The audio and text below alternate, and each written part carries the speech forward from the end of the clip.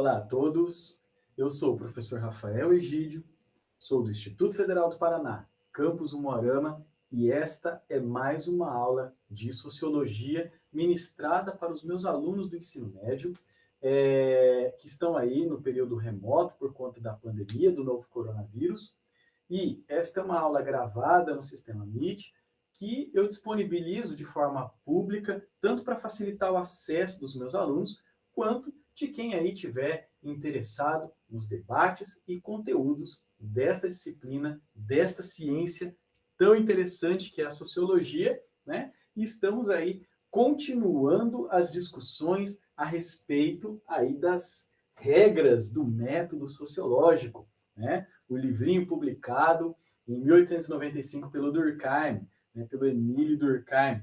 É livrinho, claro, num sentido carinhoso, e não, né, tentando aí desmerecer essa obra tão fundamental, tão importante para a constituição da própria sociologia.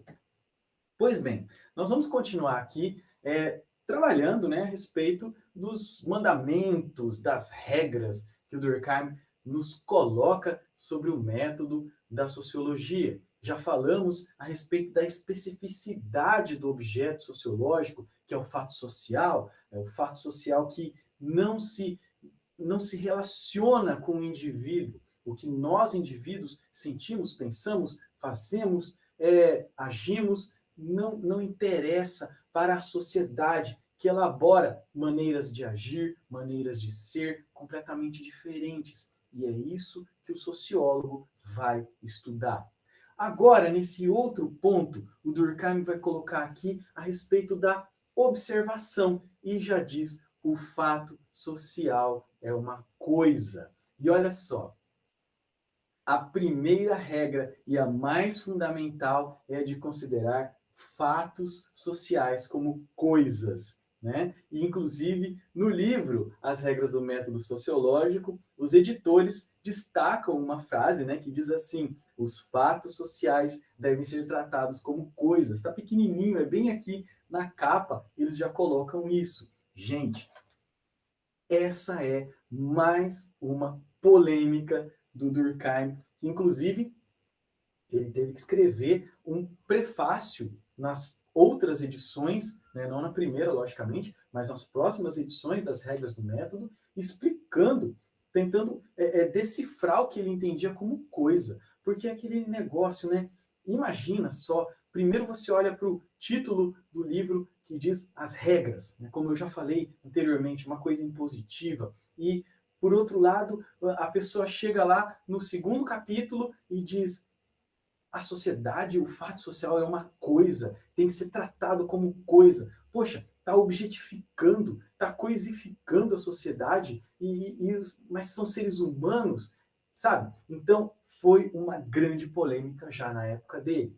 E o que o Durkheim quer dizer aqui é o seguinte, de que o comportamento do sociólogo frente à sociedade tem que ser um comportamento de um cientista de qualquer outra área, principalmente de uma área natural, né? Um cientista, um químico, um físico, ou até mesmo um biólogo, tem que ser o mesmo comportamento que um desses cientistas tem frente aos seus objetos. Então, vamos pensar o seguinte, que é o mesmo comportamento que um químico tem que ter frente a alguma substância verde em um tubo de ensaio, o mesmo comportamento que um biólogo tem com uma planta ou com um animal, é o mesmo comportamento que o sociólogo tem que ter frente à sociedade. E aqui é aquela ideia positivista, da ideia objetiva, da ideia racional e principalmente da ideia neutra. A ideia de que o cientista, né, ele tem que ter um posicionamento diferenciado quando ele está diante do seu objeto. E, gente, claro que essa é uma ideia muito polêmica e claro que ela não é aplicável, principalmente nos dias de hoje.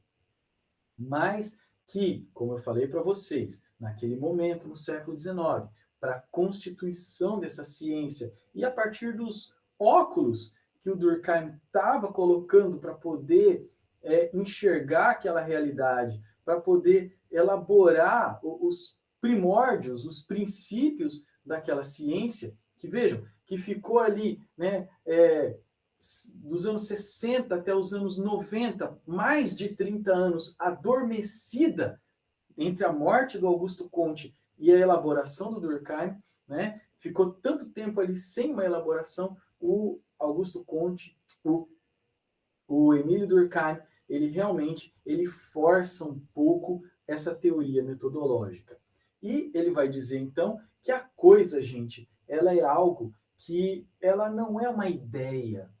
A ideia da coisa é que ela é algo material. Também, o fato social ele é algo material, ele é algo que existe, ele é algo que pode ser medido, ele pode ser classificado e ele pode ser conhecido.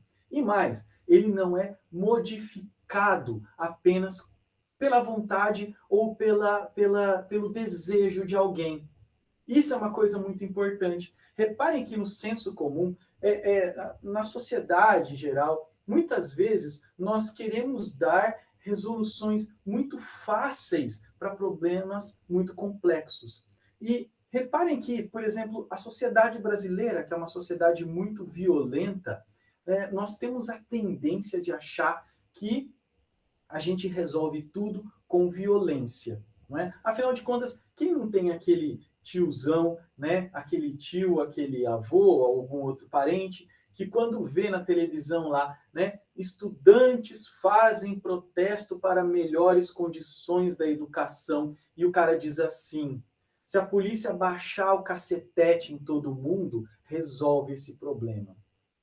Quando você tem ali homossexuais fazendo protesto, negros fazendo protesto, mulheres reclamando por melhores condições, geralmente as pessoas acham, as pessoas brasileiras, né, no Brasil é muito comum as pessoas acharem que as coisas se resolvem com violência, e elas não se resolvem com violência. É mais ou menos essa ideia da coisa. Você não movimenta a sociedade pela sua vontade individual.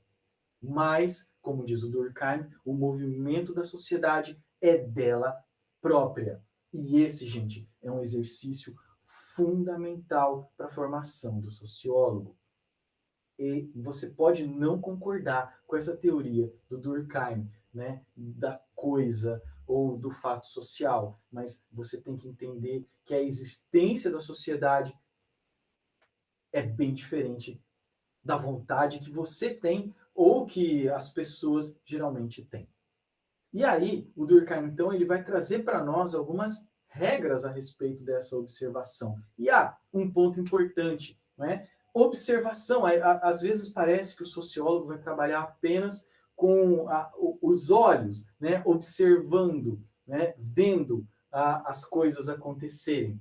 Mas a gente pode dizer que, além da observação, a gente tem a audição também, né? É fundamental a audição, ouvir o que as pessoas falam, a expressão, não é? Isso é fundamental. A comunicação é essencial. E eu acho que o Durkheim, quando ele está falando de observação aqui, ele está englobando também essa questão da comunicação. Porque, inclusive, os processos de comunicação, de simbologia, também são muito importantes para a gente entender a obra do Durkheim.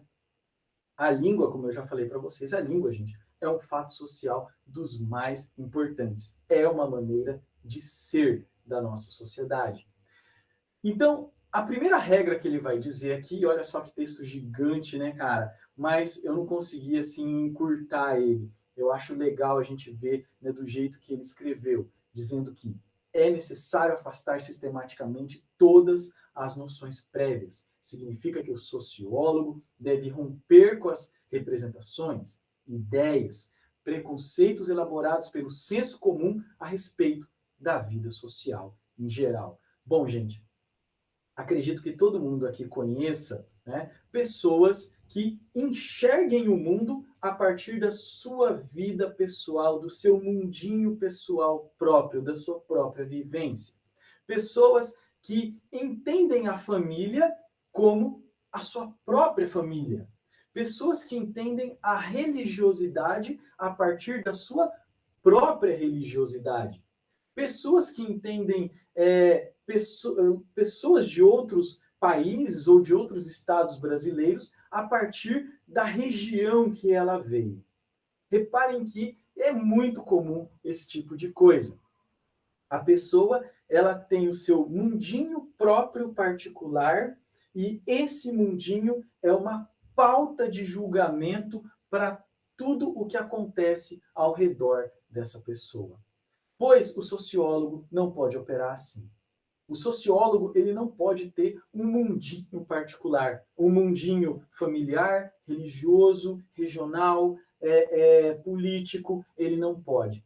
O sociólogo, ele tem que se livrar desses preconceitos, dessas pré-noções. Ele tem que entender que as manifestações sociais, ainda que sejam completamente diferentes daquelas que ele visualizou, daquelas que ele vivenciou até hoje, sejam extremamente diferentes, mas para ele aquilo tem que ser visto de forma imparcial, como algo normal daquela outra sociedade. E você não julga. Um sociólogo, ele não julga o que outra sociedade faz em termos de hábito, em termos de cultura. Um sociólogo, ele não pode ir para uma sociedade indígena e achar muito ruim que os índios andem nus. O sociólogo tem que entender que a nudez faz parte das maneiras de ser daquela sociedade e tem que entender em todo o seu contexto social. Uma segunda regra aqui é tomar sempre como objeto de investigação um grupo de fenômenos previamente definidos por certas características exteriores, sempre exterior, tá, gente? Que lhes sejam comuns e incluir na mesma investigação todos que correspondem a esta definição. Vamos lá. Vamos pensar, por exemplo, que você tem um sociólogo estudando política, tá? A política, ela tem regras, não é? Ela tem muita competição, ela tem pessoas em lados opostos. Agora vamos pensar que tem um outro sociólogo estudando esportes. O esporte, ele tem regras, ele tem competição e tem pessoas em lados opostos. Logo, o esporte, ele é a mesma coisa, ele está próximo, ele é um fato social próximo da política? Não. Então, o sociólogo, ele tem que ter esse cuidado. Estão entendendo? É um exemplo meio esdrúxulo, gente, mas para vocês vislumbrarem mesmo de que se você está estudando o mundo político, existem outros fatos sociais que vão se conectar diretamente a ele, como, por exemplo, o mundo jurídico. Tá? O direito e a política, eles se relacionam muito, muito proximamente. Agora, o mundo dos esportes já não se relaciona tanto. Se a gente for olhar, por exemplo, a educação e a ciência são mundos que são fatos sociais, né? São mundos com fatos sociais que se relacionam.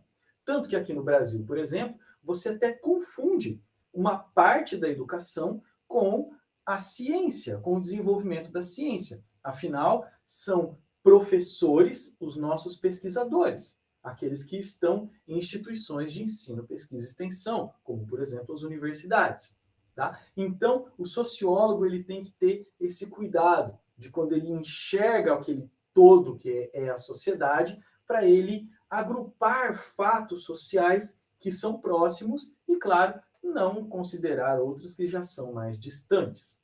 E aqui, uma terceira regra é de que quando o sociólogo empreende a exploração de uma qualquer ordem de fatos sociais, ele deve esforçar-se por considerá-los sob um ângulo em que eles se apresentam isolados de suas manifestações individuais. Gente, eu já até mencionei aí, né, já até falei sobre isso, né, gente? Vamos pensar assim, que o sociólogo, ele está ali estudando a política, não é? E ele vai entrevistar políticos, vai entrevistar deputados. Pois o que o político fala não é a política. A visão particular que ele tem a respeito daquele fenômeno não significa que seja o fenômeno. Então, quando o sociólogo ele está ali em contato com as pessoas, né, com os indivíduos, ele tem que tomar cuidado e entender que não é o que o indivíduo está falando, não é necessariamente o todo, a representatividade do fato social. E uma terceira, né, continuando aí os capítulos das regras do método sociológico, ele vai trazer para nós a classificação dos fatos sociais, cujo critério é a regularidade. Então, o fato social ele pode ser normal, tá? Ou seja, ele estabelece uma norma, é quando ele é encontrado na média das sociedades que você está estudando, aquelas sociedades de acordo com o critério do geral, da generalidade, ele é encontrado na média dessas sociedades e, vamos dizer assim, ele faz a sociedade ter a sua dinâmica. O patológico é quando esses fatos são extraordinários, quando eles são eventuais, quando eles não acontecem de forma regular. Quais são instrumentos para a gente entender, então, a normalidade ou a patologia do fato? Justamente, né, o direito. Por quê? Porque se está na lei, gente, se tem uma regra, se tem uma regra jurídica falando tal coisa, aquilo é uma maneira de ser. Quem age de acordo com as normas jurídicas age de forma normal. Então, o direito ele é fundamental para a gente entender a normalidade do fato. E a estatística também. A estatística ela é fundamental, porque a estatística ela vai dizer, por exemplo, o percentual de pessoas que agem, pensam ou sentem de uma determinada forma. Então, a estatística também é um instrumento essencial do sociólogo. Aqui, pessoal, o Durkheim também vai inserir uma polêmica, tá? Podem ver que realmente esse livro ele é cheio de polêmicas. Tá? Primeiro, que essa divisão de normal e patológico já gerou bastante discussão na época dele. Já foi uma divisão polêmica. E ele vai dizer, por exemplo, ele vai dar um exemplo onde ele diz que o crime ele é normal. Por quê? Porque o crime ele acontece em toda a sociedade e principalmente na sociedade moderna. Conforme você tem um progresso social, você tem também um progresso da criminalidade. Então, o crime, ele não é patológico. O crime, ele é normal. Bom, se a gente for pensar assim, ele é tão normal que existe até um código específico, um código de lei específico para ele, que é o Código Penal, no caso aqui do Brasil. No Código Penal estão lá vários crimes enumerados, a forma que eles serão punidos, a forma que você caracteriza um crime. Então, realmente, né, se a gente olhar pelo prisma do direito, a gente pode perceber, então, que o crime ele é normal. Ele existe na nossa sociedade. Não tem como você negar. Uma sociedade sem crimes é essa sim, uma sociedade patológica. Ora, agora, se a gente for pensar, por exemplo, numa sociedade aqui como o Moarama, né? E você pensar aí, por exemplo, o crime de homicídio, uma pessoa matar outra, né? Aí vamos pensar assim que já é um fenômeno patológico, quando você tem pessoas matando outras pessoas. Por quê? Porque realmente, pela estatística, a incidência desse crime é bem baixo aqui na nossa cidade. Mas isso eu estou dando apenas exemplos. Tá ok, pessoal? Bom, o conteúdo que nós tínhamos era esse, tá? Na nossa próxima videoaula a gente vai continuar ainda falando sobre essa parte metodológica do Durkheim, tá? Espero que vocês tenham aproveitado, que vocês tenham entendido. Quaisquer dúvidas, me procurem aí nos nossos canais de comunicação já disponibilizados para vocês. Fiquem com saúde, fiquem bem e valeu!